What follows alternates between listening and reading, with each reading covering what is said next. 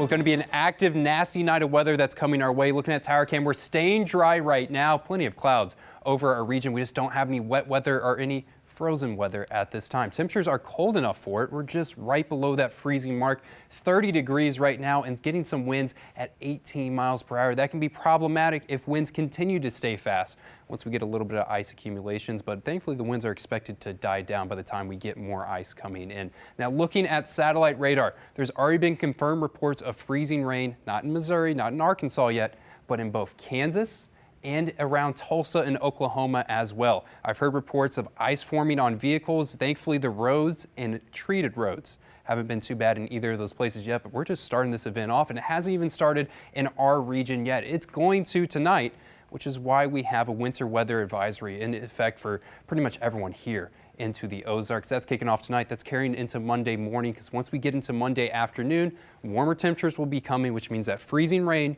is going to switch to just regular rainfall, which we're used to rainfall.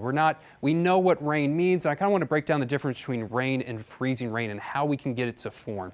And the big difference between the two is, well, you both have liquid water. You have warmer temperatures aloft in the atmosphere that's causing that water to be melted and be in a liquid state. But with freezing rain, you just have a thin layer of cold air near the surface. It does not give that rainfall enough time to refreeze. If it has time to refreeze, well, that's sleet.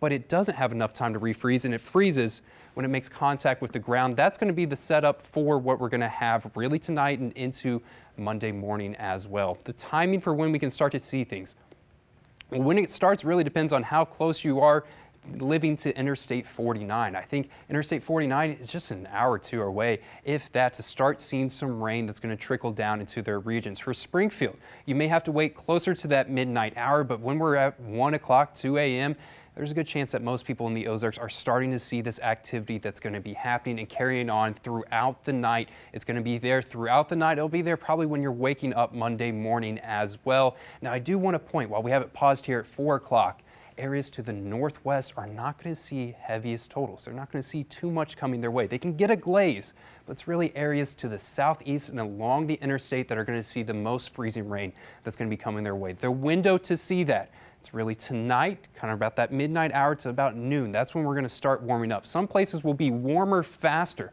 The southwest corner of Missouri, the northwest corner of Arkansas are going to reach kind of temperatures above freezing, thawing out closer to that morning hour. For Springfield, for Branson, for Christian County, especially for areas out southeast, you're going to have to wait a little bit longer till you get those warmer temperatures and we can just get regular rainfall. I think by noon, Springfield, Christian County, Ozark, Nixa, Branson will be warm enough that we're just dealing with rain at that point.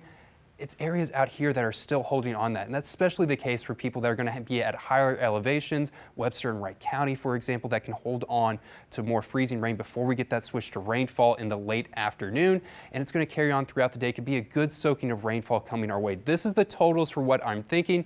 I'll step out of the way so you can get a good look at it. I think the heaviest right now is going to be in that bullseye to areas to the southeast, where they can get over a 1/4 inch of ice. Now, I'm not classifying this as an ice storm. A lot of times you say ice, people's mind go back to 07, where we got 1.5 inches.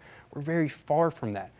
Totals aren't going to be as aggressive. I think the best place to see more aggressive totals is going to be to the southeast, but right now, I'm just liking their chances to get a little bit more than 1/4 that's going to be coming their way. The main concerns is that we can have some power outages happening, but it's going to be isolated rather than widespread. Accumulation totals are not going to be that high, and we also won't have fast winds that aren't going to be strong enough to snap any power lines that are going to be coming our way. Your 7-day forecast, we're going to get warmer. We just got to get past a nasty Monday that's going to be there. Warmer temperatures getting back to average on Tuesday. Then we're going to have almost daily chances of light rain really throughout the rest of the work week.